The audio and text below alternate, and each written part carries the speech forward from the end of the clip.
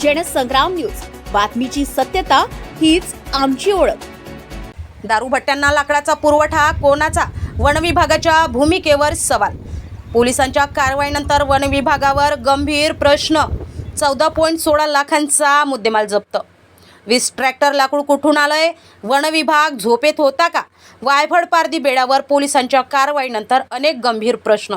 वर्धा तालुक्यातील वायफळ पारधी बेड्यावर पोलिसांनी केलेल्या मोठ्या कारवाईत तब्बल 14.16 लाख रुपयांचा मुद्देमाल जप्त करण्यात आला। या कारवाई दरम्यान मोठ्या प्रमाणात दारूभट्ट्या उद्ध्वस्त करण्यात आल्या आणि लाकडाचा प्रचंड साठाही समोर आलेला आहे। मात्र या कारवाईनंतर आता वन विभागाच्या भूमिकेवर गंभीर प्रश्नचिन्ह उपस्थित होतोय। कारवाईत सुमारे 20 ट्रॅक्टर लाकूड साठा असल्याची माहिती समोर आली आहे। मात्र त्यापैकी केवळ 4 डंपर आणि 4 ट्रॅक्टर लाकूड जप्त करण्यात आलंय।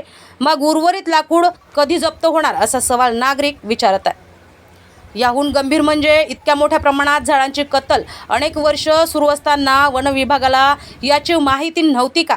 की स्थानिक वनरक्षक आणि वरिष्ठ अधिकाऱ्यांच्या दुर्लक्षामुळे हा प्रकार बिनधास्त सुरू होता।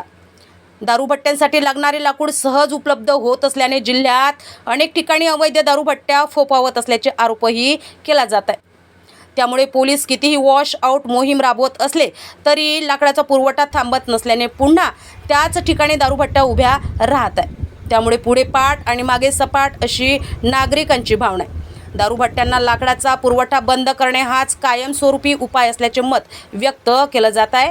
आता या प्रकरणात वन विभाग किती कठोर कारवाई करतो आणि उर्वरित लाकूड साठ्यावर कधी जप्ती कारवाई होते याकडे संपूर्ण जिल्ह्याचे लक्ष लागलेले आहे। रविराज घुमे, जनसंग्राम न्यूज, वर्धा।